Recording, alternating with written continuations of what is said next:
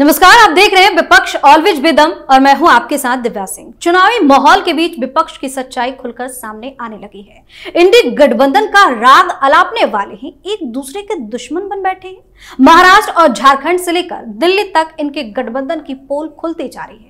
आपस में ही पार्टी तोड़फोड़ और आरोप प्रत्यारोप का दौर जारी है। झारखंड में हेमंत सोरेन ने तो खुलकर कह दिया है कि कांग्रेस पार्टी को इतनी सीटें देकर उन्होंने गलती कर दी, क्योंकि चुनाव प्रचार को लेकर जिस तरह का रवैया कांग्रेस पार्टी का दिख रहा है वो हैरान करने वाला है। अगर चुनाव में हार होती है तो इसकी जिम्मेदार भी कांग्रेस पार्टी ही होगी। वहीं महाराष्ट्र में राहुल गांधी और उद्धव ठाकरे के बीच क्या चल रहा है ये किसी से छिपा नहीं है। इन सब के बीच दिल्ली में आम आदमी पार्टी और कांग्रेस तोड़फोड़ मची हुई है। केजरीवाल ने भर्ती अभियान तेज कर दिया है और ज्यादातर कांग्रेस नेताओं को तोड़कर अपनी पार्टी में शामिल करा रहे हैं। वहीं दिल्ली के पूर्व मंत्री कैलाश गहलोत ने बीजेपी का दामन थामकर केजरीवाल की टेंशन भी बढ़ा दी है। तो महाराष्ट्र, झारखंड और दिल्ली में बेदम हो रहे विपक्ष पर चर्चा करेंगे। मेरे साथ स्टूडियो मौजूद हैं कैपिटल टीवी के editor in chief doctor Manish Kumar और executive editor Rajiv sir. Sir, बहुत बहुत स्वागत है आप दोनों का। धन्यवाद। सर, महाराष्ट्र और झारखंड में कांग्रेस को वैसी तवज्जो क्यों नहीं मिल रही है जैसे मिलनी चाहिए? देखिए, जो आप बोएंगे वही पाएंगे।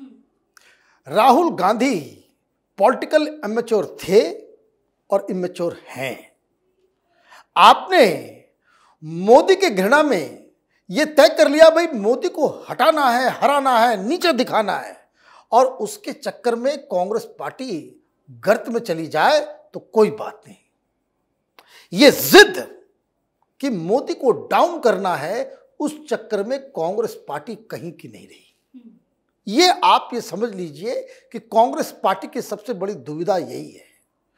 और आप ये जो पुराने लीडर्स जितने थे, वो G22, भाई मनीष तिवारी तो गए नहीं कहीं, कहां है वो? कहां है शशि थरूर? कहां है वो सेन कांग्रेसी लीडर्स जो यूपीए सरकार के दौरान बड़े बड़े मंत्रालय को संभाल रहे थे? पूरी राजनीतिक आकाश से ये चेहरे गायब हो गए। कौन लोग ले लिया है? तो राहुल गांधी की चमचागिरी करने वाले जेएनयू के भाड़े के लाए हुए वामपंथी सब आपको दिमाग में कुछ कुछ डाल दे रहा है। भाई कैसे तवज्जो? आपने महाराष्ट्र की बात की, आज क्या किया, कल क्या किया उन्होंने? अडानी तिजोरी खुलवा रहे थे। अब क्या जानकारी आ रही है? शरद पवार बिल्कुल नाराज हैं। शरद पवार के रिश्ते बड़े अच्छे हैं अडानी के साथ जी। वो बार बार मना कर रहे हैं कि भाई अडानी मत करो, ये बैकफायर करेगा। भाई अडानी तुमने कर लिया, हरियाणा में हो गया कुछ हुआ क्या? जीती हुई बाजी आप हार गए। आप अभी अडानी कर रहे हो। 4 दिन पहले आपका मुख्यमंत्री तेलंगाना का वो चेक ले रहा है बिना सिर पैर के। ऐसे राजनीति होती है? ऐसे आप नैरेटिव तय करोगे? महाराष्ट्र में जाकर के बोलोगे ये जो धारावी है वो उनको दिया जा रहा है। अरे भाई, पहले किसको दिया जा रहा था? जब तुम्हारी सरकार थी, योजना धारावी में वहां पे हाउसिंग कॉम्प्लेक्सेस वगैरह बनेंगे, ये जितने जो पात्रा चौल वाला जो घोटाला हुआ, ये सब किस लिए, किसने स्टार्ट किया? ये उद्धव ठाकरे ने शुरू किया। पोर्ट दे दिया। पोर्ट किसने दिया? पोर्ट किसने दिया? उद्धव ठाकरे। तुम्हारी सरकार थी, कांग्रेस पार्टी उसमें शामिल थी। मुंबई इंटरनेशनल एयरपोर्ट वो अडानी के हाथ किसने सौंपा? अब ये मत कहना कि भाई ये देखिए इसमें हम लोगों को, भाई आपका भी रोल है। स्टेट गवर्नमेंट अगर डिसएग्री कर जाए तो नहीं हो सकता।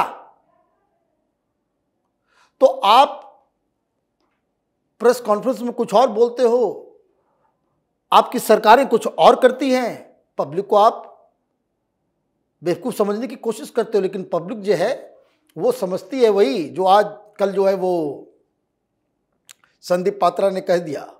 संदीप पात्रा ने हिंदू हृदय सम्राट बाला साहब ठाकरे के वाक्य को दोहराया। कहा बाला साहब जो है वो छोटा पोपट बुलाते थे। पप्पू तो जिसने नाम रखा वो तो आज कांग्रेस पार्टी में ही है।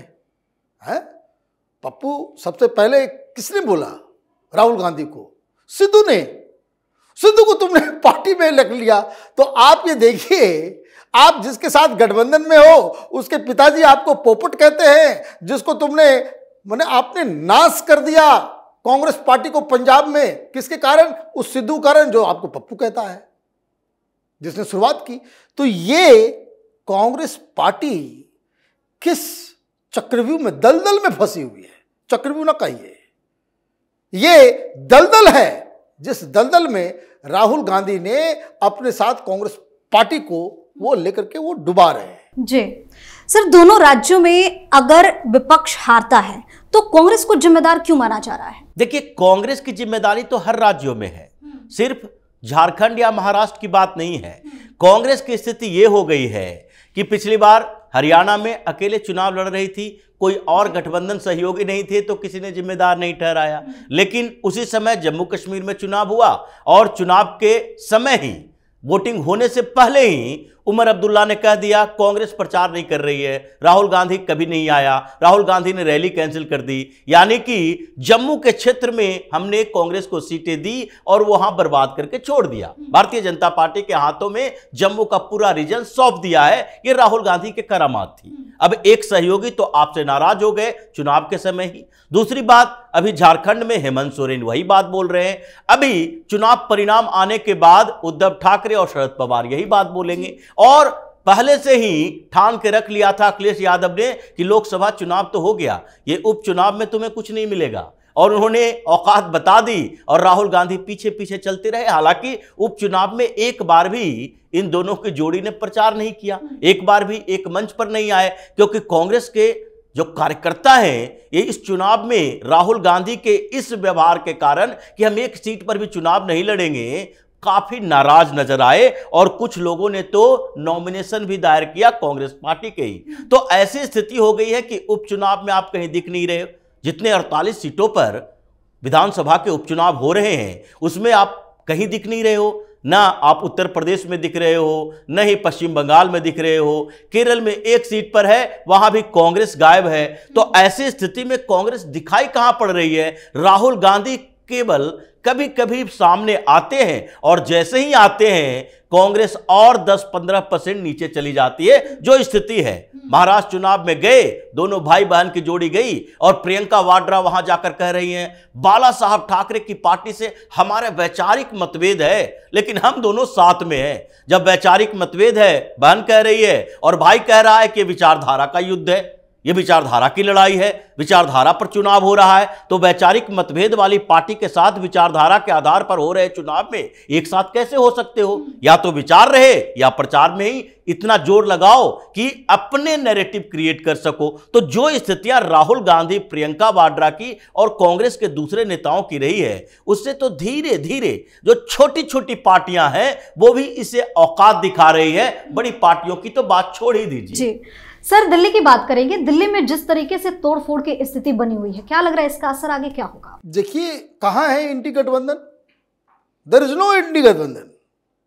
राजीव ने बड़ा अच्छे से बताया कि किस तरह से उपचुनाव, सबका ध्यान झारखंड और महाराष्ट्र में है, और जो 48 सीटों के ऊपर उपचुनाव हो रहे हैं वहां से गायब है, कोई आपको सीट तक नहीं दे रहा है। और सबसे मजेदार बात कि कांग्रेस पार्टी को इसका कोई रिमोर्स भी नहीं है। आपका आधा कैंपेन, आधा फोकस, क्योंकि भाई चमचों की जमात बन गई कांग्रेस पार्टी।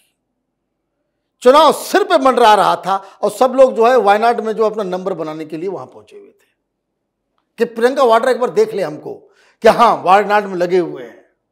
हालांकि वो होटल में जाकर के वहां पे मटर गश्ती कर रहे होंगे, मौज मस्ती चल रही होगी, लेकिन प्रियंका वाड्रा के सामने दिन में एक बार चेहरा दिखा करके वापस चले जाना। भाई चुनाव तो जीता हुआ था, लेकिन फिर भी आपकी प्रायोरिटी क्या है वो बात समझ में आ गई। दिल्ली पे आते हैं भाई, उधर कुछ नहीं चल रहा है। दिल्ली में कम से कम आपकी पार्टी, आपके लोग मेहनत कर रहे हैं, कम से कम अभी तो एक्टिव हो जाना चाहिए।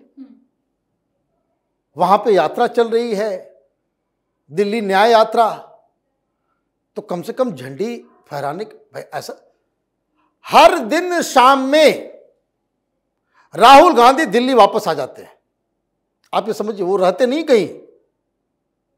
उनका जो दिनचर्या है सवेरे सवेरे उनका चार्टर्ड प्लेन चलता है और सूर्यास्त होने के बाद से पहले, सूर्यास्त से पहले अपना जो उनका जो लास्ट डेस्टिनेशन है वहां से उनको इधर आ जाना पड़ता है। तो झारखंड में अगर आप हैं या महाराष्ट्र में कहीं आप हैं, नागपुर और रांची से कितना डिस्टेंस है, 2 घंटे में आप पहुंच गए।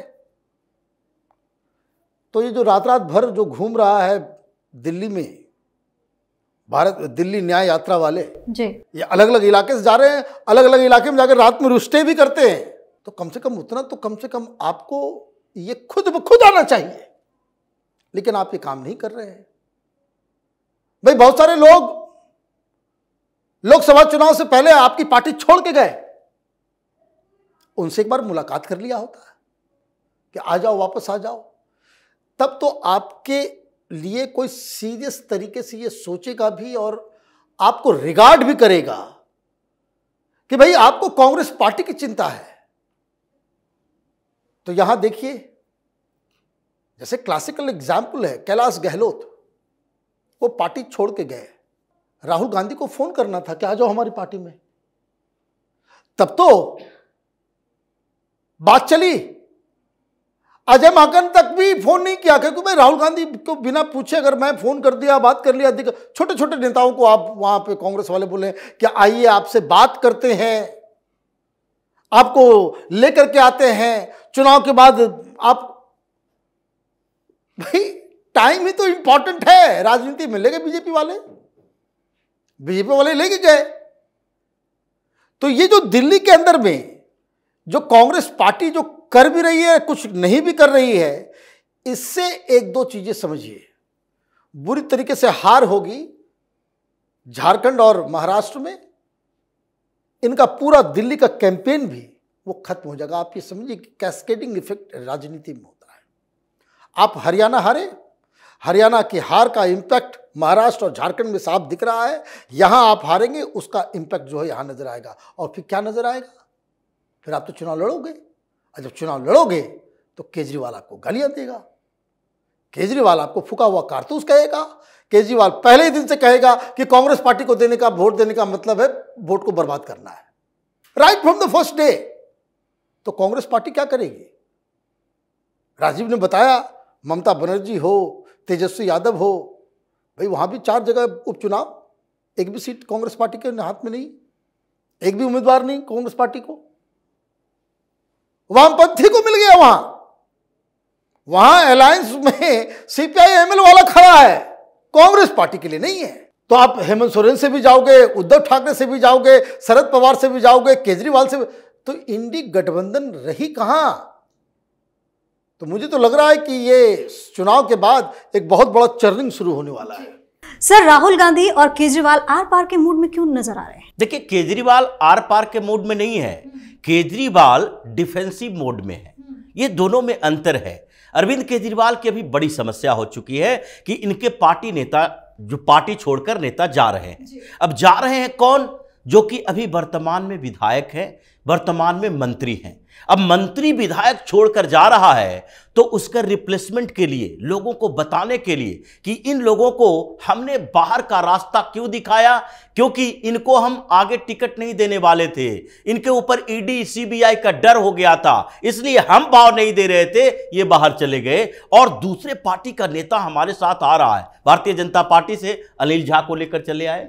अब अनिल झा आया है तो किरारी में होगा क्या? ऋतुराज का क्षेत्र है। सीधे लोग पूछने लगे कि क्या ऋतुराज को टिकट नहीं मिलेगा? ऋतुराज आकर बोल रहा है कि नहीं नहीं, हम तो टिकट लेंगे, किसी की औकात नहीं है कि हमको यहां से रिप्लेस कर दे, हमारा कोई रिप्लेसमेंट नहीं है। नहीं दोगे टिकट तो वो फिर दूसरी पार्टी में जाएगा या निर्दलीय से चुनाव लड़ेगा, वो चुनाव लड़ेगा। आम आदमी पार्टी में कई ऐसे नेता हैं, उसके लिए ये तैयार की जा रही है कि वो इंतजार कर रहा है कि कब टिकट न देने की बात करे और हम छोड़कर दूसरी पार्टी में चले जाए। कांग्रेस में ज्यादातर इसमें से जाएंगे। अब जब कैलाश गहलोत इधर आए भारतीय जनता पार्टी के पास तो इनको लगा कि अब एक जाट फेस चाहिए। उन्होंने रघुवेंद्र शौकीन को मंत्री बना दिया और उसके बाद एक और शौकीन को लेकर आ गए कांग्रेस पार्टी से, जो पहले कभी विधायक रहे थे। ये सारे पूर्व के लोग हैं जिनको कोई अब क्षेत्र में पहचानता तक नहीं है। उन लोगों को सिर्फ ला रहे हो, क्यों? क्योंकि उसके साथ लगा हुआ है बीजेपी के पूर्व नेता, कांग्रेस के पूर्व नेता। अब कांग्रेस और बीजेपी के नाम पर इन लोगों को ला रहे हो जो तुम्हारे किसी काम के नहीं होंगे, और तुम्हारी पार्टी में उसके कारण हंगामा चल रहा है। कोई भी आएगा तो आम आदमी पार्टी की स्थिति यह है, 62 सीटें जीती हुई है। अब किसी क्षेत्र से 2-4 नेताओं को लाओगे, जैसे मतीन चौधरी को लाए और यहां से हाजी चला गया फिर कांग्रेस पार्टी के अंदर, तो जो जीता हुआ लोग है, जो अभी लोगों के बीच खड़ा है, वो तुम्हारी पार्टी छोड़कर जा रहा है, और जो पटल से 10 सालों से गायब है उसको तुम लेकर आ रहे हो। तो ये डिफेंसिव मोड है, ये अपने आप को सुरक्षित रखने का तरीका है, बैलेंस करने का कि नहीं हमारी पार्टी खत्म नहीं हुई है, कमजोर नहीं हुई है। देखो हमारी पार्टी में भी दूसरे पार्टी से, कांग्रेस से या भाजपा से नेता आ रहे हैं, लेकिन सबसे खराब हालत दिल्ली में अभी अरविंद केजरीवाल की है। इनके वो नेता राजेंद्र पाल गौतम इनके मंत्री रहे, वह पार्टी छोड़कर चले गए। आर.के. आनंद इनके मंत्री रहे, पार्टी छोड़कर मंत्री पद छोड़कर चले गए। कैलाश गहलोत मंत्री पद छोड़कर चले गए। अब इससे बुरी स्थिति क्या होगी कि ये लोग अभी चुनावी मोड में जब आएंगे तो यही लोग कहेंगे कि केजरीवाल ने हमारे साथ मीटिंग में क्या क्या बोला। ये आशुतोष जैसा नहीं है कि बाहर गए तो पत्रकारिता करने लगे हैं तो हम केजरीवाल के खिलाफ कुछ नहीं बोलेंगे। प्रशांत भूषण नहीं है जो मोदी हेटर के तौर पर ये केजरीवाल का समर्थन ही करेगा, विरोध नहीं करेगा, योगेंद्र यादव की तरह। ये ऐसे नेता हैं जो प्योर पॉलिटिशियन हैं, और ये लोग अब अरविंद केजरीवाल की वो बातें बताएंगे जिसके बाद लोग केजरीवाल से घृणा करने लगेंगे। बहुत बहुत धन्यवाद सर तमाम जानकारी के लिए। धन्यवाद। तो चाहे बात महाराष्ट्र और झारखंड की हो या फिर दिल्ली की, हर जगह विपक्ष दम तोड़ता नजर आ रहा है, क्योंकि इनके अंदर आपसी कलह ही इतनी दिख रही है जिसका खामियाजा इनको भुगतना पड़ सकता है। वहीं विधानसभा चुनाव के बीच एक एक कर इनके गठबंधन की पोल भी खुलती जा रही है। बाहर से दिखावे के लिए तो एक होने का दावा करते हैं, लेकिन आपस में ही मारधाड़ की स्थिति बनी रहती है। विपक्ष ऑलवेज बेदम में फिलहाल के लिए इतना ही। आप अपनी राय हमें कमेंट करके जरूर बताएं और देखते रहिए कैपिटल टीवी। नमस्कार।